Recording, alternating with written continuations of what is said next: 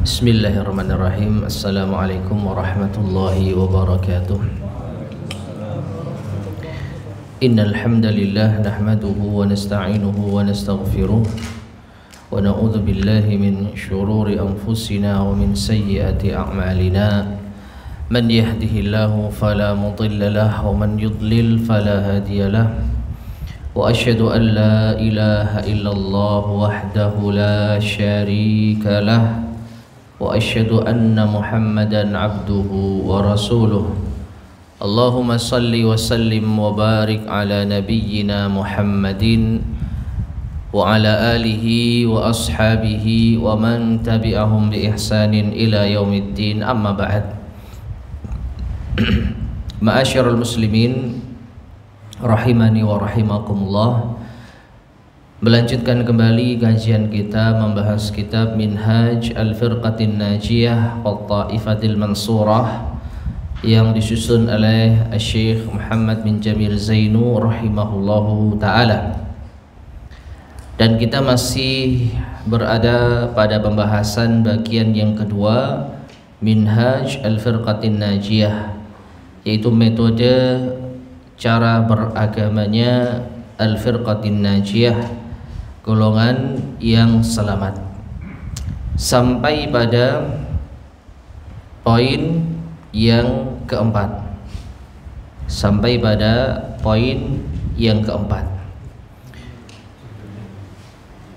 Di bagian yang kedua, qala al-muallif rahimahullah, berkata al-muallif rahimahullah Syekh Muhammad bin Jamil Zainu, Al-firqatun najiyah ta'tabiru tauhidah, senantiasa menjaga kemurnian tauhid, senantiasa berusaha untuk menjaga kemurnian tauhid. Wa huwa ifradullahi bil ibadati, yaitu mengesahkan Allah di dalam beribadah. Wad du'ai wal isti'anati wal istighatsati waqta syiddati war rakha, seperti berdoa dan isti'anah meminta pertolongan dan istighatsah meminta bantuan di kala sempit maupun lapang. Wadzabhi, dan menyembelih, wan nadhri, dan bernazar, wat tawakkuli, dan bertawakal, wal hukmi bima anzalallah, dan berhukum dengan apa yang Allah turunkan, wa ghairi dzalika min anwa'il ibadati, dan yang selainnya dari macam-macam ibadah.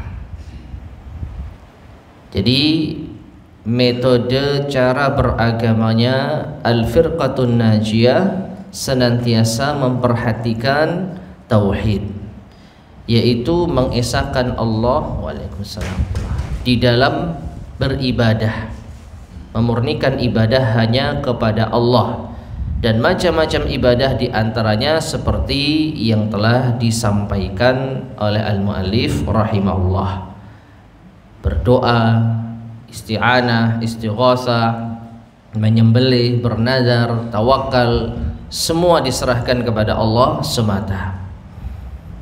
Wa huwal asasul ladzi tubna alaihi daulatul islamiyatus sahihatu, dan inilah asas dasar yang dibangun atasnya negara atau negeri Islam yang sahihah, ya. Wala budda, dan harus min ibadi syirki, dari menjauhkan kesyirikan, wa madhahirihi al-mawjudati, dan simbol-simbolnya yang nampak, fi aktsaril biladil islamiyah, di kebanyakan negeri Islam. Bi'annahu min muqtadayati tauhid, karena menghilangkan kesyirikan, menjauhkan kesyirikan termasuk di antara konsekuensi dari tauhid. Wala yumkinun nasru, dan tidak mungkin mendapatkan pertolongan li ayyi jama'atin, kelompok manapun, tumhilut tauhida, yang meremehkan tauhid, wala tukafihu syirka, dan juga tidak akan mendapatkan pertolongan kelompok manapun yang tidak memberantas kesyirikan, bi anwa'ihi, dengan berbagai macam jenisnya. Uswatan birrusuli jami'an, ini sebagai bentuk meneladani para rasul seluruhnya. Wa bi rasulinal karimi, dan tentu saja meneladani rasul kita yang mulia, salawatullahi wassalamuhu alaihim, semoga salawat dan salam tercurahkan kepada mereka ajma'in, seluruhnya, yaitu para rasul. Taib ma'asyar muslimin, para jamaah sekalian rahimani wa rahimakumullah. Jadi minhaj atau metodenya Al-Firqatun Najiyah benar-benar memperhatikan masalah tauhid, ya, dan inilah yang akan bisa menjadikan sebab sebuah negeri mendapat pertolongan dari Allah Subhanahu wa taala. Kalau ada negeri yang tidak memperhatikan masalah tauhid dan juga tidak menjauhkan mereka dari kesyirikan, maka tentu tidak akan mendapatkan pertolongan dari Allah Subhanahu wa taala. Dan ini kita saksikan. Maka termasuk di antara upaya kita agar negeri kita mendapatkan pertolongan dari Allah Subhanahu wa taala, kita berjuang sebisa mungkin untuk yaitu menanamkan tauhid kepada masyarakat dan juga menjauhkan mereka dari kesyirikan, memperingatkan mereka dari kesyirikan. Kemudian khamisan, yang kelima, Al-Firqatun Najiyatu yuhyuna sunanar Rasuli sallallahu alaihi wasallam. Di antara metode cara beragamanya Al-Firqatun Najiyah, mereka menghidupkan sunnah-sunnah Rasulullah sallallahu alaihi wasallam fi ibadatihim, dalam ibadah mereka, wasulukihim, perilaku mereka, wahayatihim, dan kehidupan mereka. Fa asbahu ghuraba'a baina qaumihim, sehingga mereka menjadi terasing di antara kaumnya. Kama akhbara anhum Rasulullah sallallahu alaihi wasallam biqaulih, sebagaimana yang Rasulullah sallallahu alaihi wasallam kabarkan tentang mereka dengan sabdanya, innal Islam bada'a ghariban, sesungguhnya Islam datang dalam keadaan asing, wa sayaudu ghariban kama bada'a, dan akan menjadi asing sebagaimana permulaannya dahulu.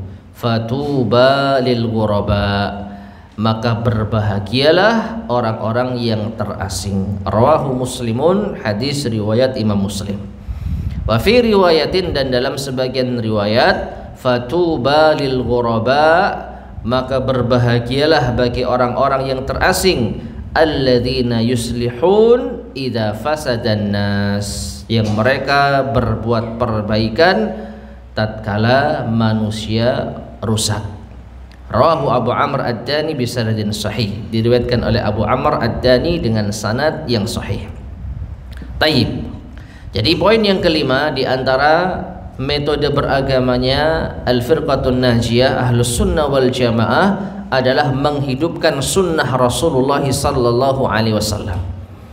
Ya, jadi segala yang berasal dari Rasulullah sallallahu alaihi wasallam, baik itu ucapan, perbuatan, yang zahir maupun yang batin, dihidupkan oleh Ahlus Sunnah wal Jamaah Al-Firqatun Najiyah. Cara beribadah mereka berusaha senantiasa mengikuti tuntunan Rasulullah sallallahu alaihi wasallam. Perilaku mereka, kehidupan mereka senantiasa yaitu kembali kepada sunnah Rasulullah sallallahu alaihi wasallam. Dan ini mengakibatkan mereka terasing, mengakibatkan mereka berbeda dengan yang lainnya. Ketika yang lainnya menganggap hal yang sepele masalah syirik, maka Al-Firqatun Najiyah menentang kesyirikan. Ketika yang lainnya menganggap sepele masalah kebid'ahan, amalan-amalan yang tidak ada tuntunannya dari Rasulullah sallallahu alaihi wasallam, maka al-firqatun najiyah, ahlus sunnah wal jamaah yang sesungguhnya menentang segala macam bentuk kebid'ahan.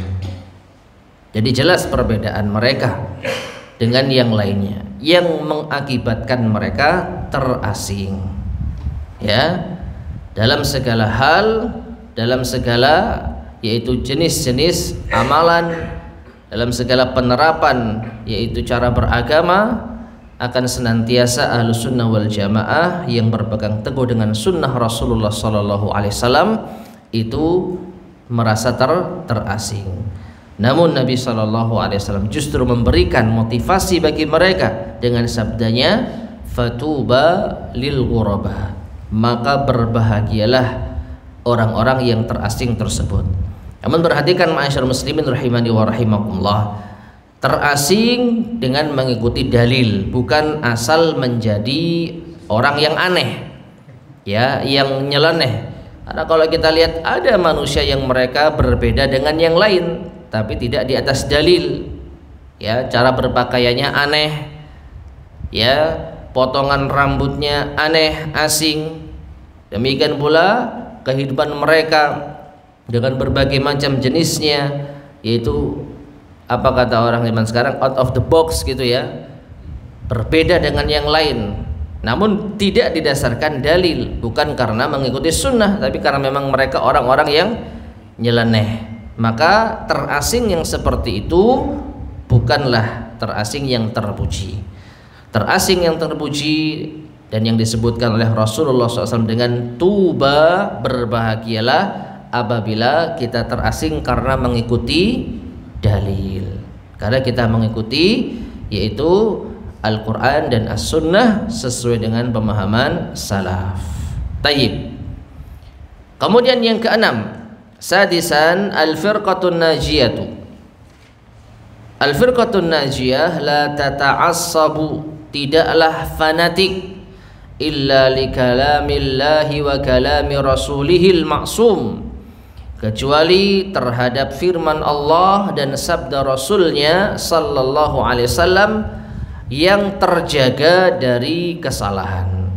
Alladzi la yantiqu 'anil hawa, yang tidak berbicara yaitu Rasulullah sallallahu alaihi wasallam dari hawa nafsunya.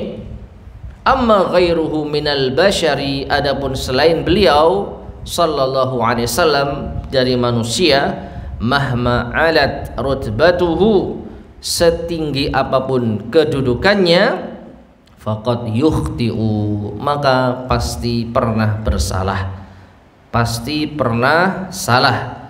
Liqaulihi sallallahu alaihi wasallam, berdasarkan sabda Rasulullah sallallahu alaihi wasallam, kullu bani adam khatta'un, setiap anak Adam itu bersalah, punya salah. Wa khairul khatta'ina tawwabun, dan sebaik-baik orang yang bersalah adalah mereka yang bertaubat. Hasanun rawahu Ahmad, hadis hasan riwayat Imam Ahmad.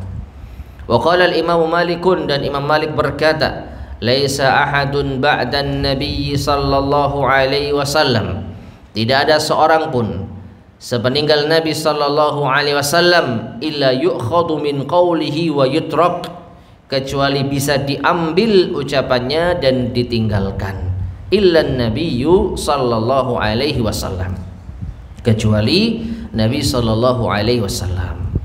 Nah, jadi poin yang keenam di antara manhaj atau metode cara beragamanya al-firqatun najiyah, ahlus sunnah wal jamaah, tidak fanatik terhadap individu selain Rasulullah sallallahu alaihi wasallam.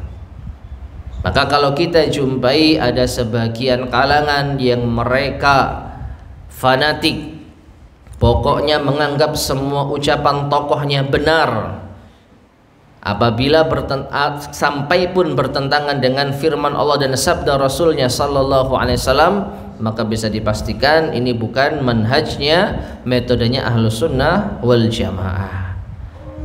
Ya, siapapun dia pasti pernah bersalah, pasti pernah keliru. Maka dari itu tidak boleh kita fanatik terhadap siapapun. Setinggi apapun kedudukannya, setinggi apapun ilmunya, maka bisa diambil dan bisa ditinggalkan. Diambil apabila sesuai dengan Al-Quran dan Sunnah, dan ditinggalkan apabila menyelisihi Al-Quran dan Sunnah. Dan ini tidak menjadikan kita merendahkan para ulama, tidak menjadikan kita merendahkan para salaf selain Rasulullah SAW. Karena bagaimanapun juga kita bisa memahami agama melalui para ulama. Kita bisa mengenal Islam melalui para salafus saleh. Dari merekalah kita mendapatkan hadis-hadis Rasulullah SAW. Dari merekalah ilmu para rasul itu diwariskan. Namun jangan sampai yaitu kita menganggap mereka bersih dari kesalahan. Dan banyak sekali wasiat-wasiat para ulama terhadap hal ini. Mereka menentang yang namanya fanatik, ya, padahal mereka adalah imam, mereka adalah ulama besar. Maka apalagi yang di bawahnya, maka apalagi orang yang ada di zaman sekarang. Kalau di zaman sahabat saja kita tidak boleh fanatik terhadap person-person di antara mereka. Bahkan yaitu Abdullah ibnu Umar radhiyallahu anhu pernah menentang keras ketika ada orang yang berusaha membenturkan sabda Nabi SAW dengan ucapan Abu Bakar dan Umar, ya, dengan mengatakan hampir saja kalian ditimpakan batu dari atas langit ketika aku mengatakan Rasulullah SAW bersabda, kalian bantah dengan ucapan Abu Bakar dan Umar. Padahal Abu Bakar dan Umar adalah seorang sahabat yang mulia. Tapi Abdullah ibnu Umar tetap bersikukuh setinggi apapun kedudukan sahabat, maka tidak boleh kita ambil apabila bertentangan dengan hadis Rasulullah SAW. Maka mari kita praktekkan.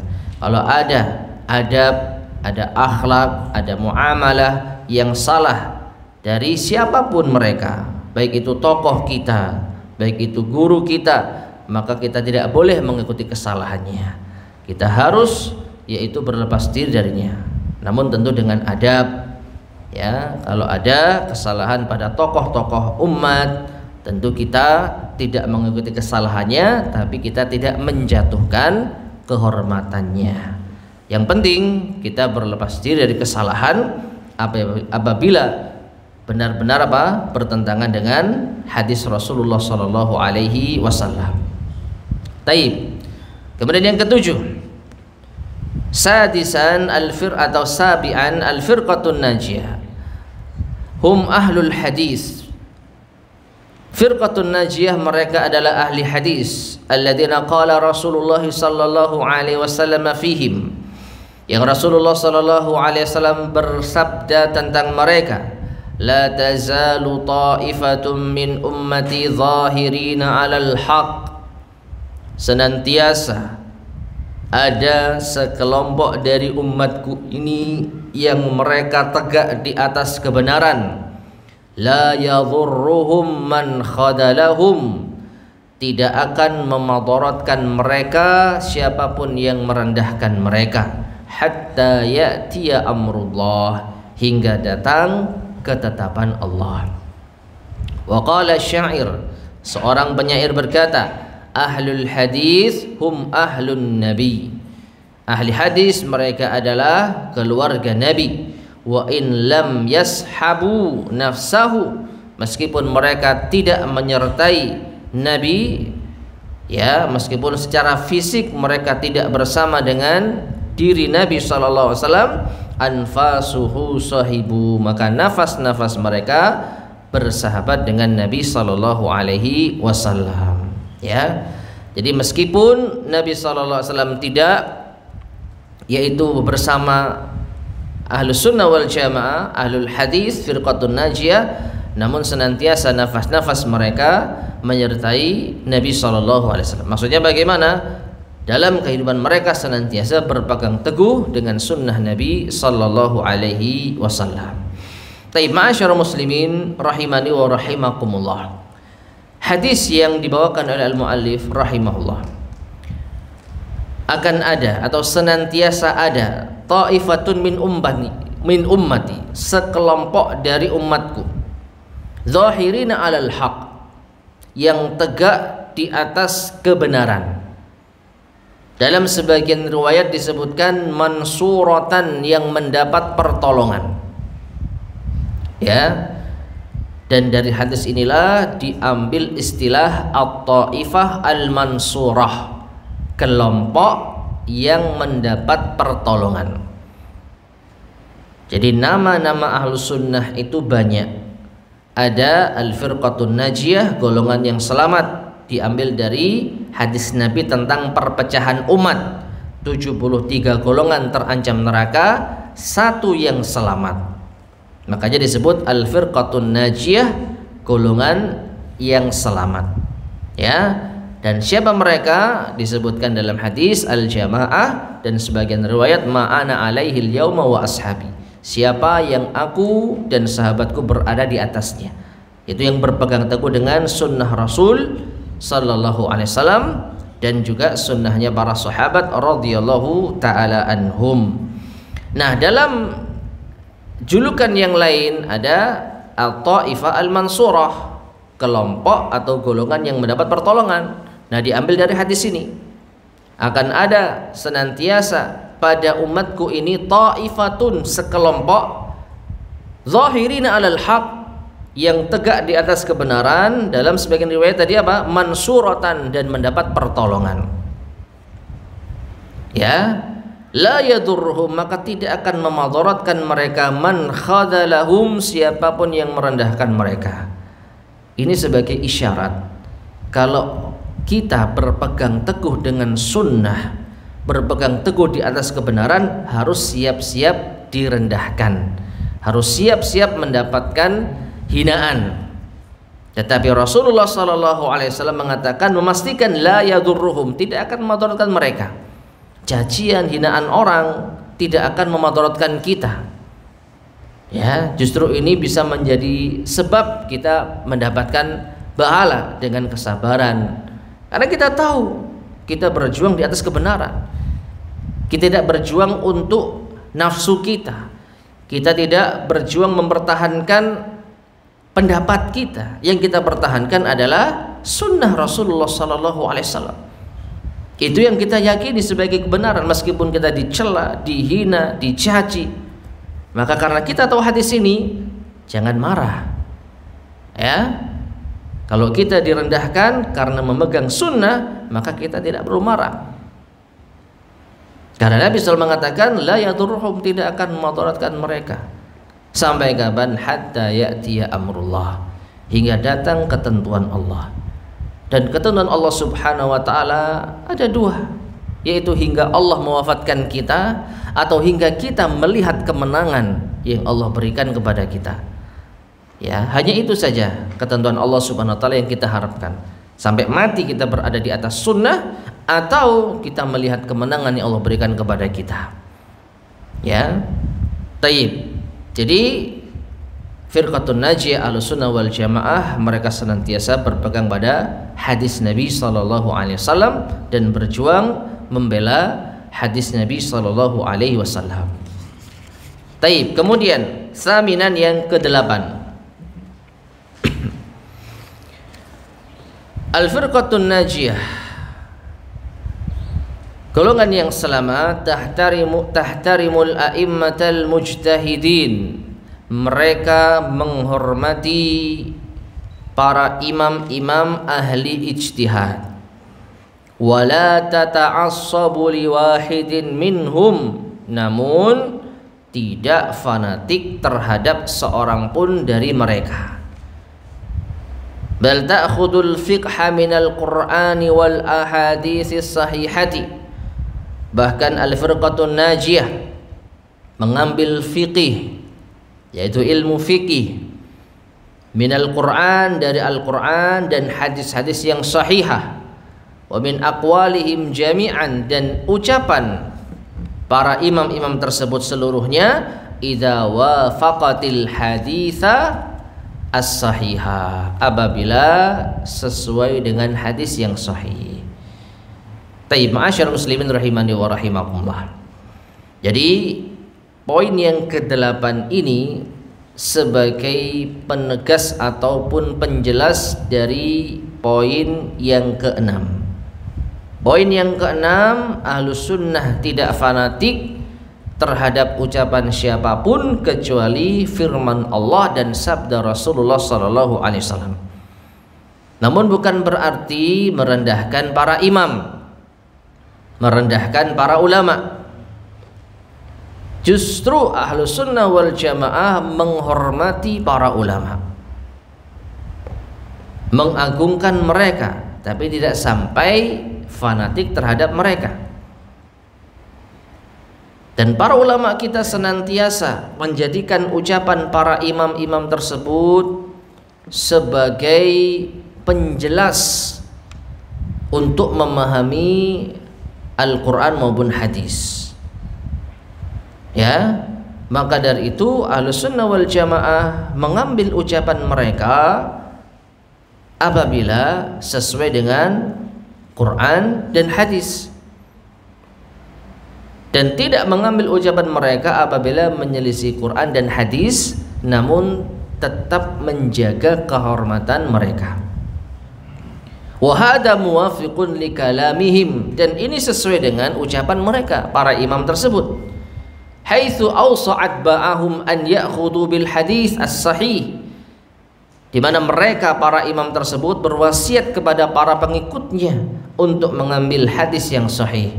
Wa yatruku kulla qaulin yukhalifuhu, dan mereka juga berwasiat kepada para pengikutnya untuk meninggalkan setiap ucapan yang menyelisih hadis, sampai pun ucapan imam tersebut. Dan ini ma'ruf dari para imam seperti Abu Hanifah, Imam Asy-Syafi'i, Imam Malik Ibn Anas rahimahumullah. Mereka berwasiat kepada murid-muridnya agar berpegang dengan hadis. Kalau ada ucapan mereka yang bertentangan dengan hadis, maka buang ucapan mereka. Jadi wasiat para imam jelas. Ya, jadi kita sekali lagi menghormati dan menganggap para imam memiliki andil di dalam, yaitu memahami Islam, tapi tidak sampai menjadikan mereka pasti benar. Tidak sampai mengkultuskan mereka dan mengangkat mereka di atas derajat yang semestinya. Dan ini adalah hal yang sederhana, menjadikan ucapan mereka sebagai cara untuk memahami Al-Quran dan hadis, bukan menjadikan ucapan mereka sebagai tujuan utama. Pokoknya apa kata para imam, tidak seperti itu. Makanya di sini saya menyebutkan kalau sesuai dengan Quran dan hadis. Kalau tidak sesuai, maka kita tinggalkan, namun dengan tetap menghormati mereka, ya. Dan tentu saja bukan level kita menyalah-nyalahkan mereka, ada para ulama setelahnya. Kita hanya mengikuti, kita hanya mempelajari, dan bagaimana para ulama kita dahulu menilai imam yang satu dengan imam yang lain, ya. Jadi bukan level kita menyalahkan para imam, level kita adalah mengikuti dan mempelajari bagaimana penjelasan para ulama setelahnya tentang ucapan-ucapan para imam. Taib. Kemudian at-tasi atau tasian yang ke-9, al-firqatun najiyatuh, al-firqatun najiyah ta'muru bil ma'rufi wa tanha 'anil munkar, memerintahkan kepada kebaikan dan melarang dari kemungkaran. Fahiya tunkiru turuqal mubtada'ah, maka mereka mengingkari jalan-jalan yang diada-adakan dalam urusan agama. Wal ahzab al haddamah, wal ahzab al haddamah, dan kelompok-kelompok yang merusak, allati farraqatil ummata, yang memecah belah umat. Wa btada'at fid dini, dan berbuat bid'ah dalam urusan agama, wa bata'adat an sunnatir rasul sallallahu alaihi wasallam wa ashabi, dan menjauh dari sunnah Rasulullah sallallahu alaihi wasallam dan para sahabatnya. Baik, ya. Jadi di antara metode cara beragamanya al-firqatun najiyah apa?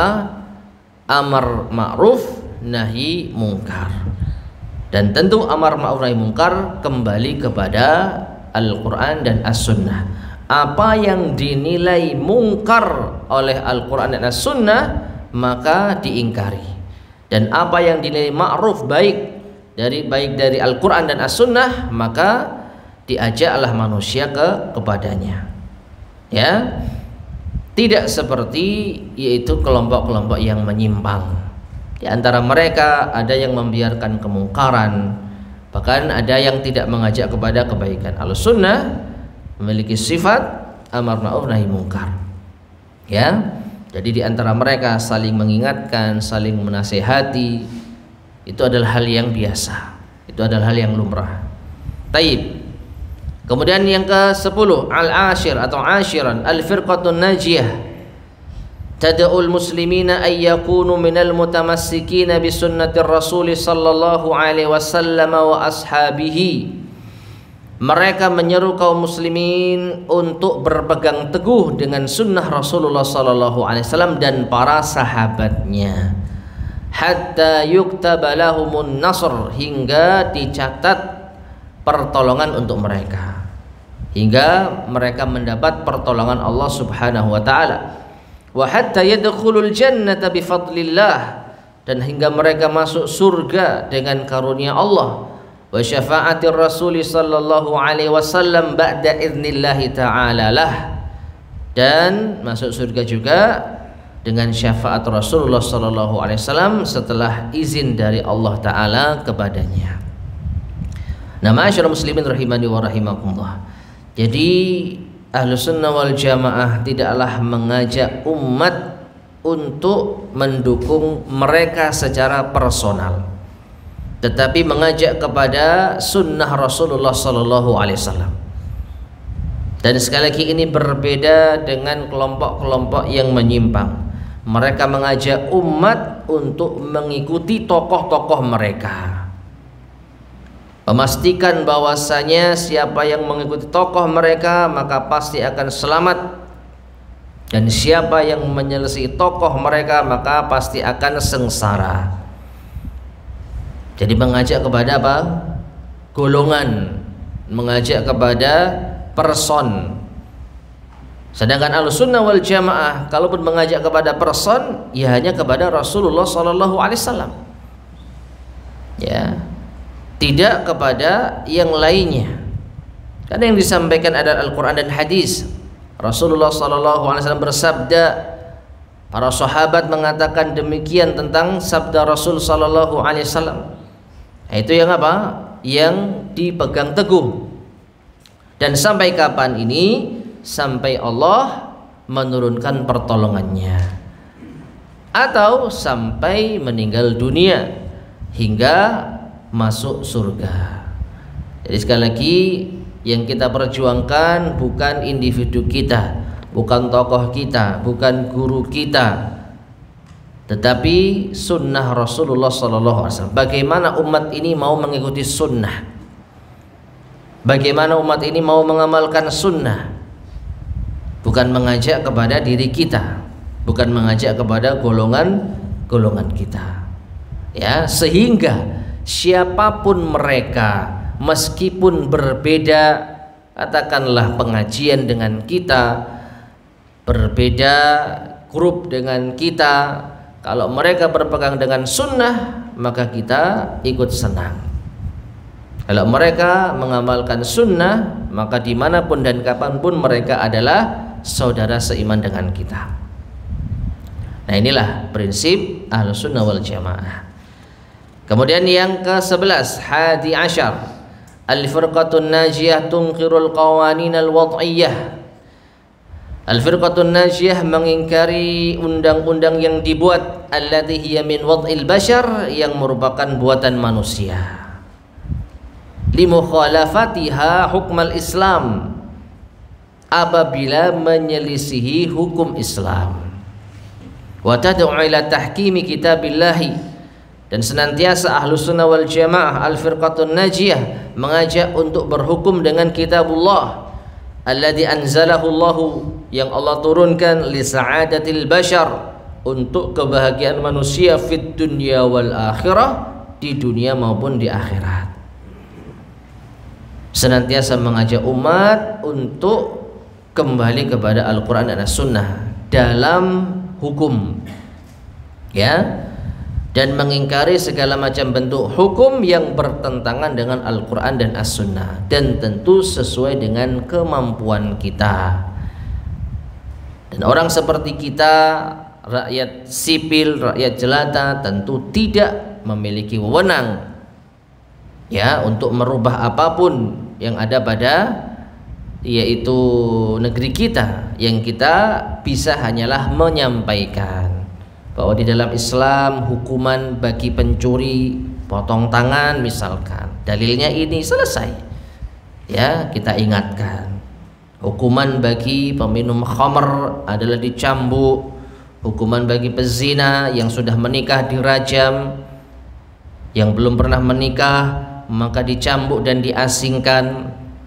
Nah, itu hukum Islam yang kita harus yakini itu yang terbaik, karena datangnya dari siapa? Allah Subhanahu wa ta'ala. Dan Allah yang telah menciptakan kita, maka Allah yang paling faham hukum yang pantas bagi kita, ya, sehingga segala macam hukum yang menyelisih hukum Islam maka wajib untuk kita ingkari sesuai kemampuan kita, ya. Kita tidak bisa merubah apapun, tapi paling tidak kita bisa mengingkari minimal dengan hati. Kalau sekiranya ada hukuman yang tidak sesuai dengan hukum Islam, maka harus ada pengingkaran dalam hati, ya. Nah, wa huwa a'lamu subhanahu wa ta'ala bima saluha atau bima yasluhu lahum. Kenapa kita meyakini hukum Allah Subhanahu wa ta'ala itu yang terbaik, yang dapat membawa kepada kebahagiaan manusia dunia dan akhirat? Karena Allah yang lebih tahu apa yang baik bagi mereka.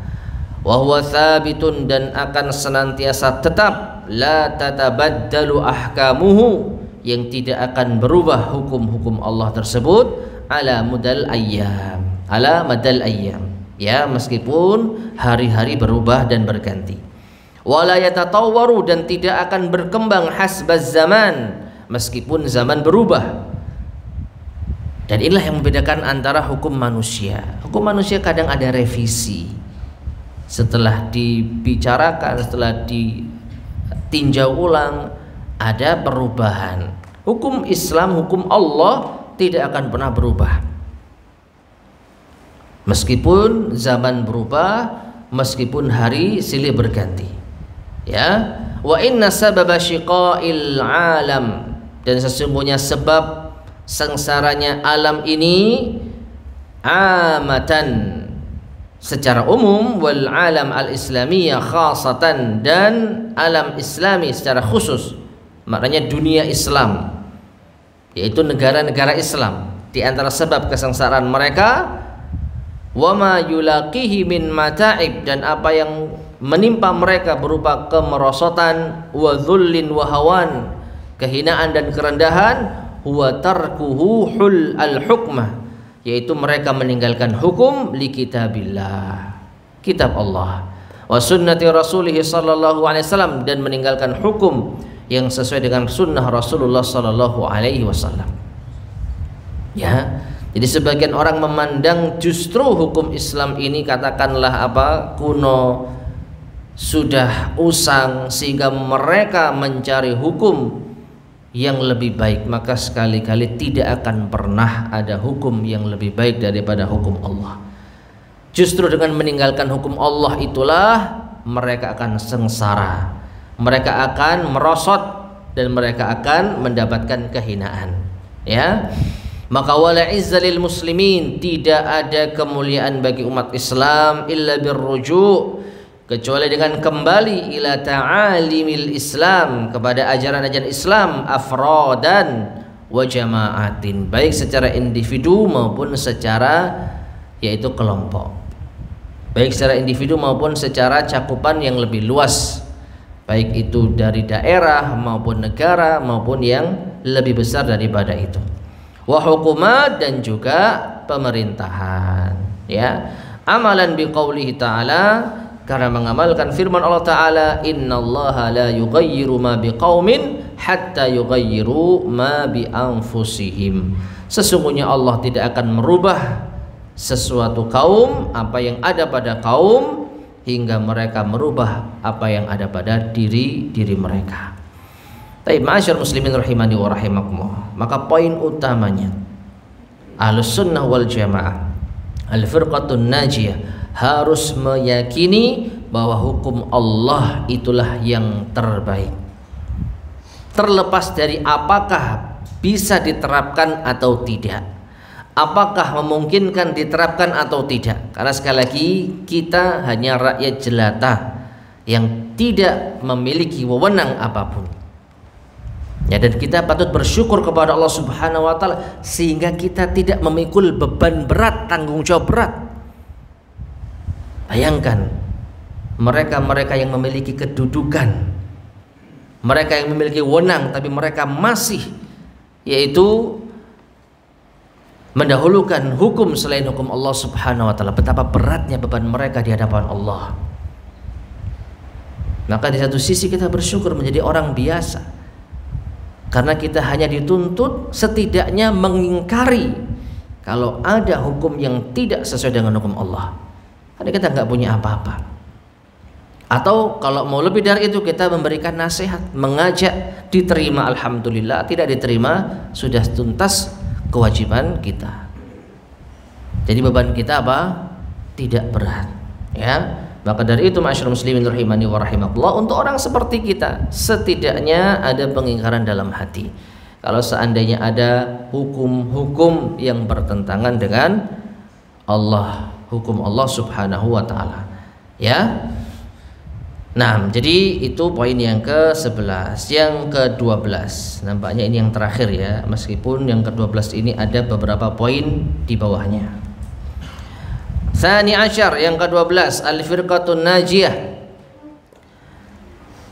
Al-Firqatun Najiyah tad'ul muslimina jami'an, mengajak umat Islam seluruhnya ilal jihadi fi sabilillah, kepada jihad di jalan Allah.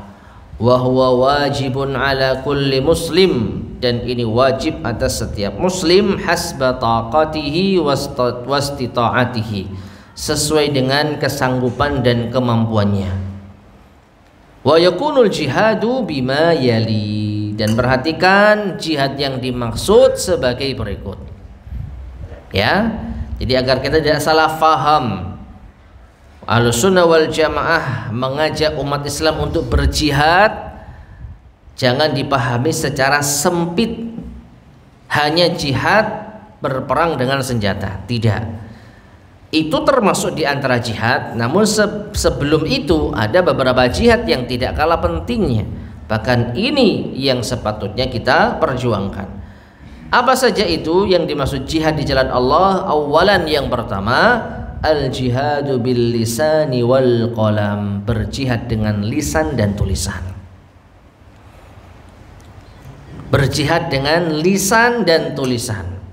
Bida'watil muslimin, yaitu dengan berdakwah kepada kaum muslimin wa ghairihim, dan selain mereka, ila tamassuki bil islami sahih, untuk berpegang teguh dengan Islam yang sahih.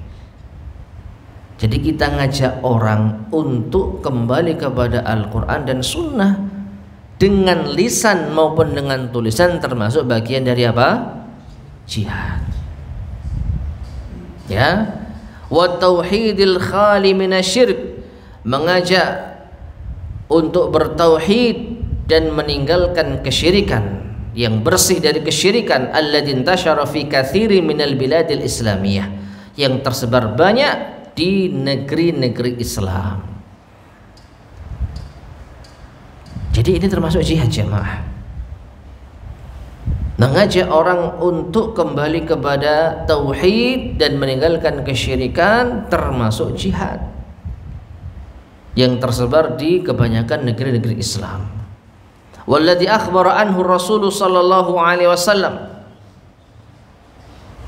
yang Rasulullah sallallahu alaihi wasallam telah mengabarkan bi annahu sayaqa'u bainal muslimin, bahwa kesyirikan ini akan terjadi di tengah-tengah kaum muslimin.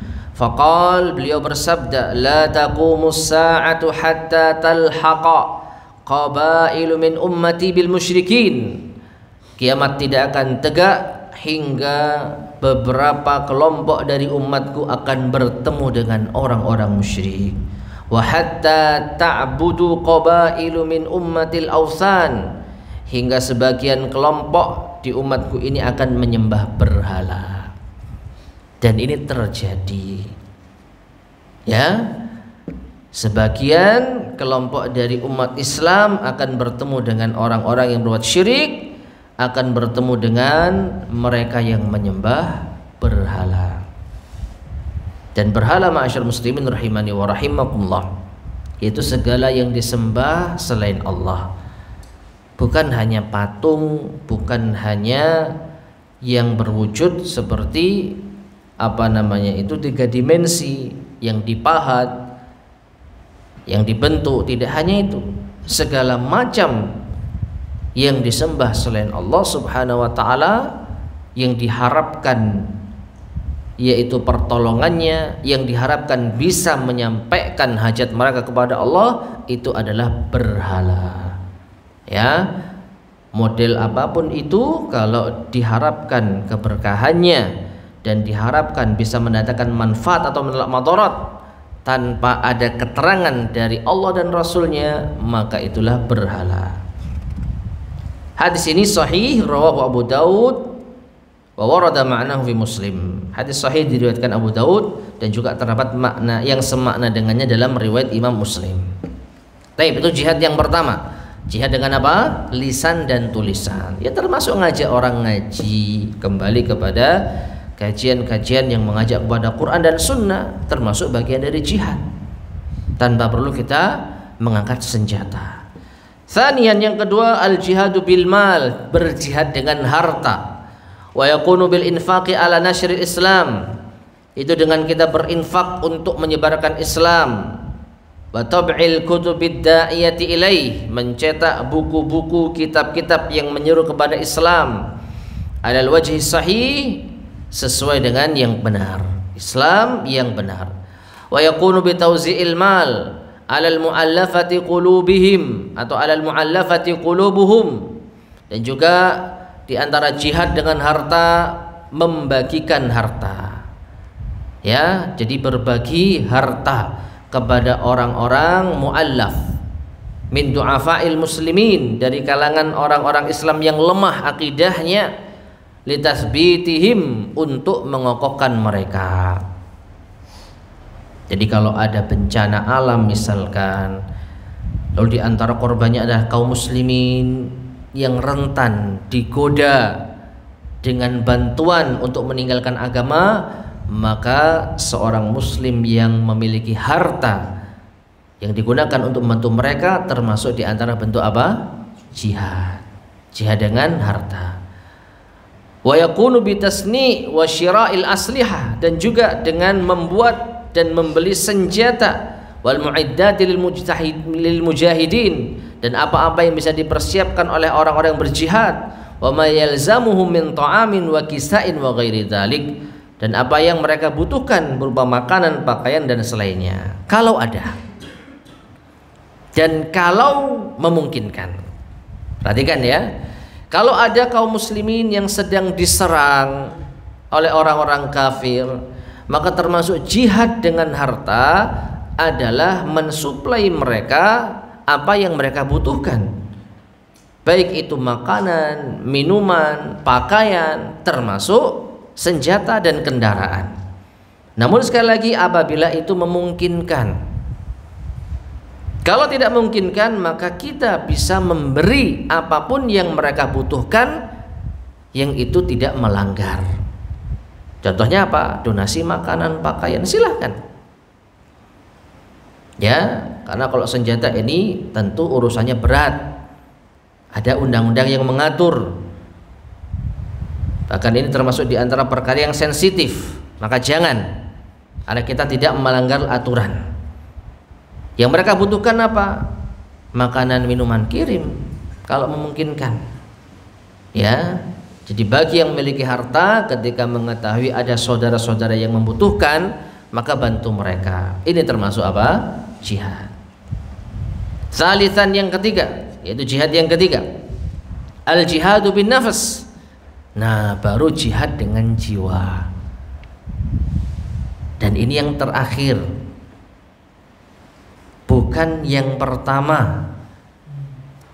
Terlebih dalam kondisi damai dan tentram, terlebih dalam kondisi kita bisa menyampaikan apapun dengan tulisan kita dan dengan lisan kita, maka jangan belum apa-apa sudah berjihad dengan nyawa, dengan jiwa. Ya, berjihad itu cakupannya luas, tidak hanya semata-mata jihad dengan jiwa. Karena secara makna jihad itu artinya apa sih? Apa artinya jihad? Bersungguh-sungguh berjuang. Itu secara makna jihad. Memang diantaranya jihad qital, berperang dengan musuh secara fisik. Tetapi tidak bisa kita remehkan. Bahkan di zaman ini jihad dengan lisan, dengan tulisan, dengan harta itu lebih dibutuhkan. Dan itu lebih bermanfaat. Karena sekarang kita dalam kondisi damai, aman, tentram. Jangan malah cari musuh. Ya. Dan tugas kita hanya menyampaikan. Tugas kita hanya memberikan, mendonasikan harta. Setelah itu kita serahkan kepada Allah Subhanahu wa taala. Kalau mereka dapat hidayah, alhamdulillah. Kita ikut memiliki andil di dalam hidayah tersebut. Tapi kalau mereka tetap di atas kesesatan, maka kita sudah berupaya sesuai dengan kemampuan kita. Nah, adapun jihad yang ketiga baru jihad dengan jiwa. Wa yakunu bil qital, itu dengan berperang, wal ishtiraki fil ma'arik, dan bergabung di medan pertempuran linusratil Islam, untuk membela Islam. Walitakuna kalimatullahi hiyal ulya, agar kalimat Allah itu menjadi tinggi. Wa kalimatul ladina kafaru hiyas suflah, dan kalimat orang-orang kafir menjadi rendah. Wa qad asyara ar-rasulul karim, dan sungguh Rasulullah sallallahu alaihi wasallam yang mulia telah mengisyaratkan ila hadhil anwa, pada jenis jihad yang ini. Faqal, beliau bersabda, jahidul musyrikina bi amwalikum wa anfusikum wa alsinatikum. Sahihun rawahu Abu Dawud. Berjihadlah kalian terhadap orang-orang musyrik dengan harta kalian, dengan jiwa kalian, dan dengan lisan kalian. Nah, ma'asyar muslimin rahimani wa rahimakumullah, untuk jihad yang ketiga ini tentu ada aturan dan adab-adabnya.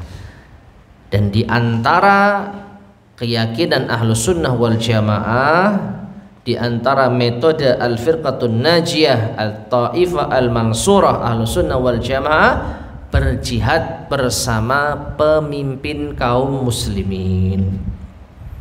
Jadi bukan berjihad dengan golongan-golongan masing-masing. Berjihad bersama pemimpin kaum muslimin dengan izin mereka, dengan komando dari mereka. Tapi kalau pemimpin kaum muslimin tidak mengomando, ya sudah. Kalau ada saudara-saudara kita yang menjadi korban dan sebenarnya kita mampu membantu, tapi karena tidak diizinkan, kembali lagi kita tidak bertanggung jawab di hadapan Allah. Kita bisa apa? Kita mau kita mampu, tapi tidak mendapatkan izin dan tidak digerakkan oleh pemimpin kaum muslimin, maka yang bertanggung jawab adalah mereka. Akidah Ahlussunnah wal Jamaah sekali lagi meyakini dan menetapkan bahwasanya berjihad bersama pemimpin kaum muslimin. Jangan sekali-kali berjihad secara individu, sendiri-sendiri maupun dengan golongan-golongan. Ya, justru ini akan memecah belah persatuan umat. Kita mengajak umat untuk mengikuti arahan pemimpin kaum muslimin demi menjaga persatuan mereka. Nah, ini diantara adab dan aturan berjihad, dan masih banyak lagi, dan ini dibahas oleh para ulama di dalam kitab-kitab fikih mereka, fikih tentang jihad. Yang mana yang sangat disayangkan, sebagian kelompok Islam yang mengaku sebagai orang-orang yang berjihad di jalan Allah tidak mengetahui adab-adab tersebut. Ya, tidak mengetahui adab-adab berjihad. Di antaranya siapa yang diserang, siapa yang dibunuh, ada aturannya. Rasulullah SAW melarang membunuh orang kafir mu'ahad, orang kafir musta'man, orang kafir zimmi. Dan pembagian kafir zimmi, mu'ahad, musta'man, dan kafir harbi, sebagian kawan-kawan kita yang semangat berjihad terkadang tidak tahu, sehingga setiap orang kafir dipahami boleh dibunuh, maka ini kesalahan fatal. Dan kembali lagi, ini karena kita mengikuti hadis sabda Rasulullah SAW. Ya, Rasulullah SAW mengancam tidak akan mencium bau surga orang yang membunuh kafir musta'man atau mu'ahad. Ya, jadi bukan karena kita tidak mau, tidak mampu dan tidak berjuang, tapi karena mengikuti hadis Rasulullah SAW. Makanya kita bentengi diri kita dengan ilmu. Jangan setiap penceramah yang semangat, ya, yang memprovokasi umat untuk berjihad, bahkan ada kalanya merendahkan, ya, berbicara di mimbar-mimbar, di podium-podium, kalian kalau nggak mau berangkat jihad pakai rok aja. Jadi kayaknya kita ini banci jamaah karena nggak berjihad. Hati-hati. Bagi pemuda yang ingin memperjuangkan Islam, wah ini benar, ini sewangar ini.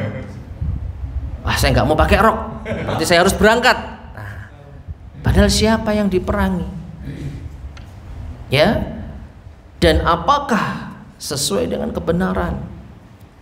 Belum lagi Rasulullah SAW melarang membunuh siapa? Tokoh agama, anak-anak, para wanita. Itu orang kafir. Apalagi ada di antara mereka yang terbunuh dengan adanya bom sana bom sini, saudara kita kaum muslimin. Dan di antara syubhat mereka, ketika ditanya ada yang terbunuh dari kaum muslimin, dengan enak mereka mengatakan salahnya ada di sana. Udah tahu tempat maksiat kok masih ke sana, subhanallah. Ya, justru umat Islam yang disalahkan. Dan lagi-lagi ini bahaya. Jadi tidak setiap orang yang mengajak kepada jihad, apalagi dengan semangat, kita langsung mengiyakan. Lihat dulu, timbang dulu dengan ilmu. Nah, itulah pentingnya kita kembali kepada Quran dan Sunnah sesuai dengan pemahaman para sahabat. Sekali lagi, ini bukan berarti kita merendahkan jihad, tidak. Bahkan jihad tetap ada di dalam hati kita sebagai puncak dalam Islam. Rasulullah SAW mengatakan, Rasul amri al-Islam wa amuduhu salah wa dzirwatu sinamihil jihad. Pokok dari segala urusan itu Islam, tiang penyangganya salat dan puncaknya jihad. Tapi sekali lagi ada aturannya, ada ilmunya. Maka kita harus waspada kalau ada orang yang mengajak kepada jihad tetapi tanpa ilmu. Dan ini sudah dijelaskan para ulama di dalam kitab fikih-fikih mereka. Dan sangat disayangkan ketika kita mengajak umat untuk ngaji, untuk taklim, mereka justru memprovokasi dan mengendori. Ya, kalian tidak berjuang, kalian hanya duduk saja. Ya, ngaji terus, kapan jihadnya? Nah, lagi-lagi pemuda-pemuda yang semangat, iya, saya nggak pingin duduk saja, saya harus berjuang. Namun justru merusak citra Islam, ya. Jadi jihad ada aturannya. Dan sekali lagi jihad dengan harta, memberikan infak, sedekah, membangun pondok pesantren, bangun masjid, jihad dengan harta. Jihad dengan tulisan, dengan lisan, mengajak orang untuk sholat pada orang yang mereka tidak sholat, mengingatkan maksiat, ini termasuk bagian jihad. Dan kita masih diberikan kesempatan yang lebar untuk menyampaikan ini, maka kita manfaatkan, ya. Taib. Dan yang terakhir, wa hukmul jihad fi sabilillahi ala anwa. Nah, ini di antara fikih jihad, ya. Jadi hukum berjihad di jalan Allah dengan jiwa ala anwa ada beberapa macam.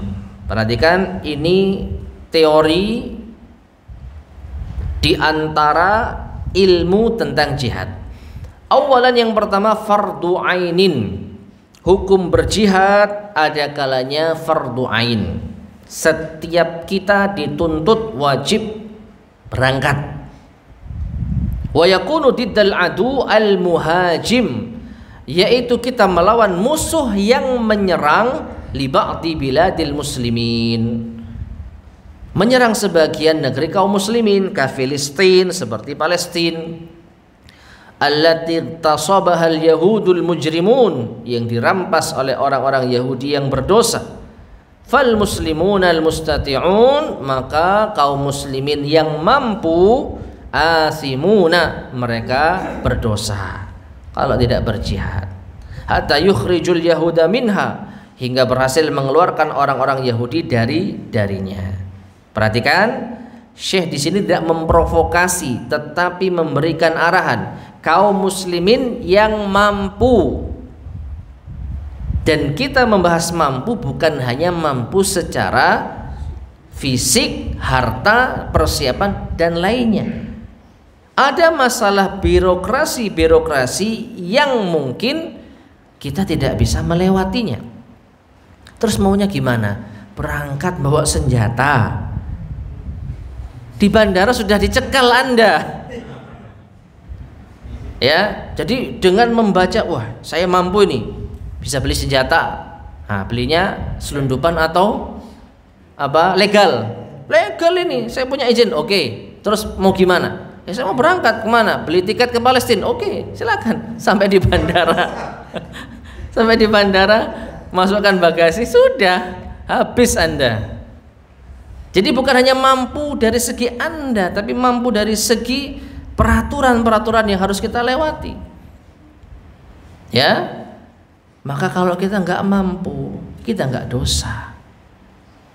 Dan di sini Syekh mengisyaratkan bisa jadi mereka-mereka yang ada di sana, mereka-mereka yang memungkinkan untuk berjihad tapi mereka tidak mau, itulah yang dimaksud. Adapun kita yang jauh dari mereka dan tidak memungkinkan untuk membantu mereka dengan jiwa, maka masih ada cara lain. Bantu mereka dengan doa, bantu mereka dengan makanan, pakaian, minuman. Itu yang bisa kita lakukan. Jadi nggak perlu muluk-muluk kita berperang dengan senjata.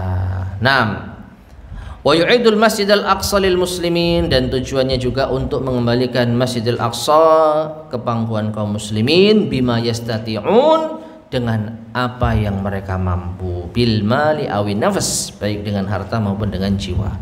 Sekali lagi, kalau kita nggak mampu berperang dengan jiwa, masih ada dengan harta dan yang lainnya. Itu fardu ain. Yang kedua, fardu kifayatin. Hukum jihad ada kalanya fardu kifayah. Idza qama bihi ba'dul muslimin, apabila telah berdiri, telah berangkat sebagian kaum muslimin, saqata 'anil baqin, maka gugur bagi yang lain, tidak berdosa. Wa yakunu fi tablighi wa naqli da'watil islamiyah, dan ini juga bisa dengan cara menyampaikan dakwah Islam ila sairil bilad, ke seluruh penjuru negeri, hatta yahkumahal Islam, agar Islam yang akan menjadi hukum di antara mereka. Wa man waqqafa fi tariqiha, dan barang siapa yang menghalangi di jalan menyampaikan dakwah ini, qutila, maka berhak diperangi, hatta tasirad da'watu fi tariqiha, hingga dakwah itu bisa berjalan di jalannya. Taib ma'asyar muslimin rahimani wa rahimakumullah. Di antara praktek nyata dalam masalah ini adalah sebagian sahabat yang diutus oleh Rasulullah SAW untuk berdakwah. Ada di antara mereka yang diutus oleh Rasulullah SAW menyampaikan Islam ke beberapa daerah untuk menyebarkan Islam. Nah, di tengah perjalanan ternyata mereka dihadang, dicegah. Maka disitulah mereka yang menghalangi dakwah berhak untuk diperangi. Ya. Dan ini hukumnya apa? Fardu kifayah. Tidak semua umat Islam dituntut untuk berperang dan berjihad dengan nyawa dan menyampaikan Islam. Jadi ada kalanya Rasul mengutus beberapa orang saja. Di antara mereka ada yang memiliki ilmu, di antara mereka ada yang memiliki keahlian berperang. Diutus untuk apa? Berdakwah, bukan untuk membunuh orang. Dan kalau kita perhatikan ma'asyar muslimin rahimani wa rahimakumullah, tidak pernah Rasulullah SAW tiba-tiba memerangi suatu kaum dengan tujuan semata-mata untuk membunuh mereka. Yang ada, beliau berdakwah kepada suatu kaum lalu dihalangi. Ya, atau justru Rasulullah SAW dan para sahabatnya menahan serangan dari luar. Ketika mereka diperangi, maka mereka baru berperang. Adapun Nabi SAW mendatangi setiap negeri langsung menjajah, tidak pernah. Yang ada menyampaikan Islam, hanya sekedar menyampaikan. Diterima alhamdulillah, tidak diterima ya sudah. Tapi kalau dihalang-halangi untuk menyampaikan Islam, baru ada jihad. Ya, dan ini hukumnya fardu kifayah. Segelintir orang yang diwajibkan, maka mereka yang berangkat. Yang lain maka tidak perlu dan tidak berdosa. Wallahu taala alam bissawab. Taib ma'asyarul muslimin, para jamaah sekalian rahimani wa rahimakumullah. Alhamdulillah akhirnya kita menuntaskan bagian yang kedua dari kitab Al-Firqatun Najiyah. Insyaallah akan kita lanjutkan pada kesempatan berikutnya biiznillah subhanahu wa taala.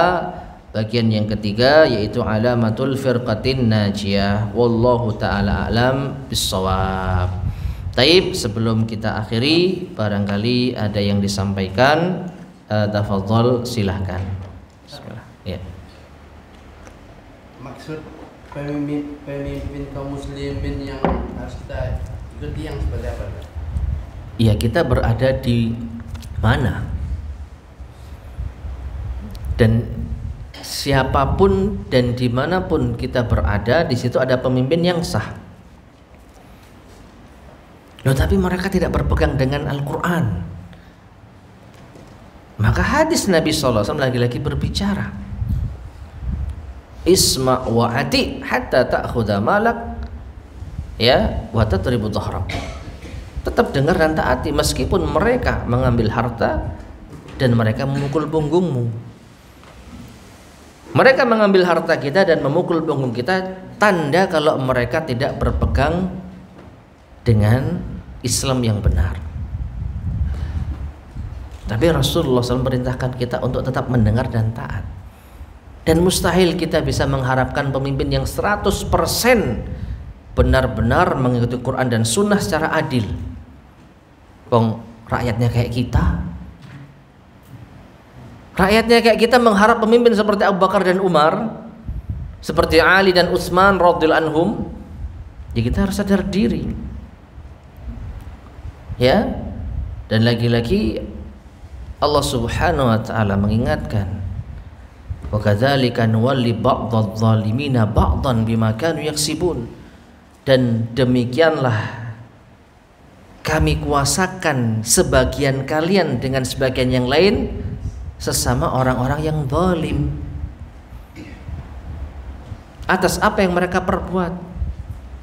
Jadi salahkan diri kita yang tidak taat kepada Allah dan Rasulnya, sehingga mendapatkan hadiah pemimpin yang tidak taat kepada Allah dan Rasulnya. Hadiah dalam tanda kutip ya. Kalau kita semua kembali kepada Allah, kembali kepada Rasulullah SAW, insya Allah akan muncul pemimpin yang baik. Tapi kalau rakyatnya seperti kita, jangan berharap. Sehingga kesimpulannya, taat kepada siapa? Kepada pemimpin kita, siapapun mereka. Mesti pemimpin itu kadang dianggap orang zalim. Loh iya, Rasulullah SAW mengatakan apa? Akan ada pemimpin di antara kalian yang kalian membencinya dan mereka membenci kalian. Kalian melaknatinya, mereka melaknati kalian. Terus sahabat mengatakan, afanunabidhum bisayf. Kalau kita ketemu pemimpin seperti itu, zalim, apakah kita perangi dengan pedang? La, tidak boleh. Ma'aqamu fikumus shalah, selama mereka menegakkan sholat. Ya, dan itu di antara syubhat. Pemimpin yang kita jihad di belakangnya harus pemimpin yang kembali kepada Quran dan Sunnah yang adil. Maka ini kesalahan. Ya, ini kesalahan. Jadi selama pemimpin itu sah, yang memiliki kekuasaan wilayah, maka mereka adalah pemimpin kita. Meskipun mereka sekali lagi zalim, maka itu urusan mereka dengan Allah. Tugas kita adalah mengikuti hadis Nabi SAW. Dan Nabi sudah memberikan rambu-rambu, dilarang memberontak. Sampai pun mereka mengambil harta dan menindas kita, memukul punggung kita. Alhamdulillah ini tidak terjadi. Kita masih bisa berdiri tegak tanpa khawatir punggung kita dipukul. Kita masih memiliki harta tanpa khawatir diambil. Maka jangan kita yaitu sia-siakan nikmat Allah ini dengan merusak tatanan, dengan memprovokasi umat untuk memberontak dan lain sebagainya. Kita hanya rakyat biasa, yang kita bisa berdoa, doakan mereka. Kalau mereka baik, alhamdulillah. Kalau mereka buruk, tanggung jawab mereka di hadapan Allah. Kita tidak dituntut lebih dari itu. Urusi diri kita. Ya, bahkan dikala fitnah melanda, Rasulullah SAW benar-benar mewanti-wanti yang berjalan lebih baik daripada yang berlari, yang duduk lebih baik dari yang berdiri. Bahkan dalam suatu hadis disebutkan, kunu akhlasa buyutikum, jadilah kalian seperti tikar yang ada di rumah kalian, yang senantiasa terbaring tanpa mengetahui urusan yang di luar. Jadi kita nggak usah ikut-ikutan kalau terjadi huru-hara, kalau terjadi provokasi di sana sini, maka kita urusi diri kita masing-masing, selamatkan diri kita masing-masing. Ya, jangan ikut-ikutan yang di luar sana. Ya, jadi mereka memimpin kita yang sah, sehingga kita tetap mengikuti dan mentaati mereka dalam perkara yang ma'ruf.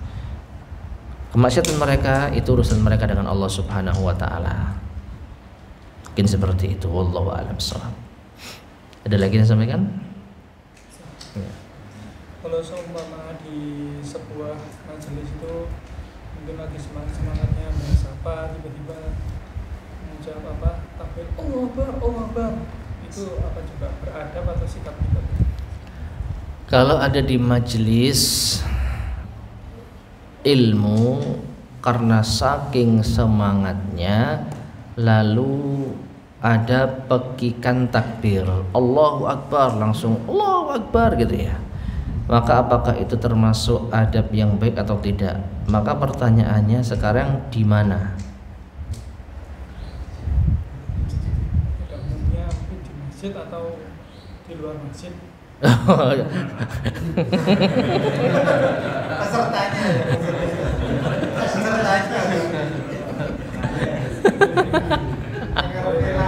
Ya pilihannya cuma dua. Kenapa mesti pada umumnya? Kadang di luar masjid. Ya nggak usah nyebut kadang. Bagaimana kalau di masjid dan bagaimana kalau di luar masjid, itu aja lah. Fair aja gitu loh. Tapi kalau di masjid Nah sekarang kita perhatikan adab-adab masjid. Di antara adab-adab masjid dilarang kita mengeraskan suara mengganggu orang lain. Tidak semua orang sedang kajian. Mungkin saja ada yang sedang sholat, ada yang sedang baca Quran, ya.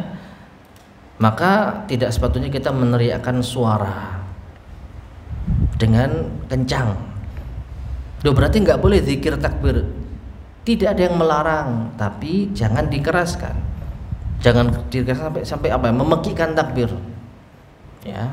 Maka wallahu a'lam bishawab, ini termasuk di antara adab yang tidak baik terhadap masjid. Kalau di luar masjid, gitu ya? Ya mungkin. Mungkin. Maka setiap tempat ada aturannya, setiap tempat ada etikanya. Kalau di sini izin dulu sama Pak Andi. Pak mau takbiran, monggo. Ya silakan. Nah.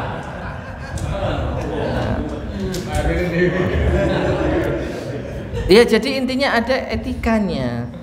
Ya, dan wallahu a'lam bishawab, memakaikan takbir semacam itu kalau tujuannya semata-mata hanya menampakkan apa istilahnya ya, semangat dan lain sebagainya, maka kalau itu di tempat-tempat yang memang memungkinkan ya silakan saja. Ya, tapi kalau di tempat-tempat yang mungkin di situ ada aturannya, jangan ramai, jangan gaduh, maka tidak sepatutnya kita meneriakkan sesuatu yang dirasa mengganggu orang-orang di sekitar kita. Toh ini bukan perkara yang wajib, beda dengan azan.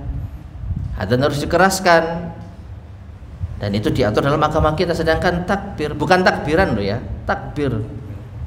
Kalau takbiran ada tuntunannya, boleh mengeraskan, dan itu pun pada momen-momen tertentu.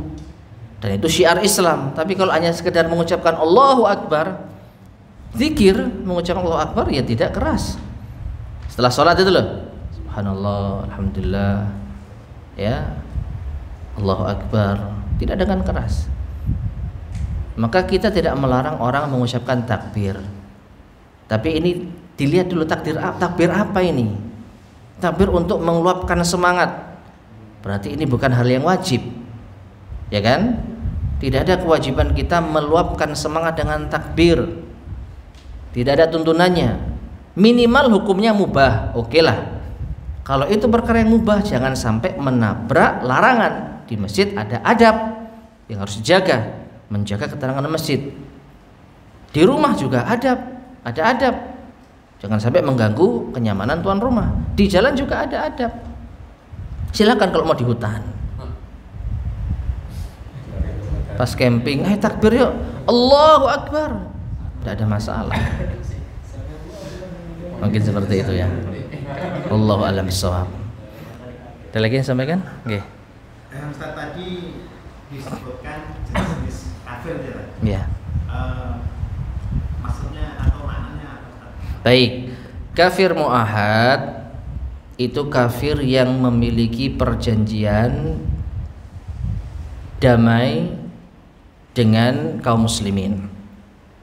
Contoh real, mungkin kalau di zaman sekarang ada ikatan diplomatis. Ada ikatan diplomatis. Mereka memiliki duta kita, dan kita di sini ada duta mereka. Jadi ada ikatan diplomatis, saling berdamai, otomatis tidak ada konflik, kan begitu. Maka dilarang membunuh orang kafir yang memiliki ikatan diplomatis perjanjian damai. Maka duta-duta besar di Indonesia silakan didaftar mana saja. Nah, mereka adalah kafir mu'ahad, tidak boleh kita perangi. Itu yang pertama. Kafir musta'man adalah orang kafir atau kafir harbi dulu. Kafir harbi adalah kafir yang diperangi. Jadi ada peperangan di antara kita dan mereka. Dan kalau sudah ada peperangan, otomatis nggak ada diplomasi. Nggak ada kedutaan perwakilan antara negeri itu dengan negeri kita, karena bermusuhan kan. Maka boleh memerangi mereka, baik mereka datang ke sini atau kita datang ke sana. Itu pun dengan komando dari pemimpin kaum muslimin. Tidak boleh sembarangan. Jelas ya?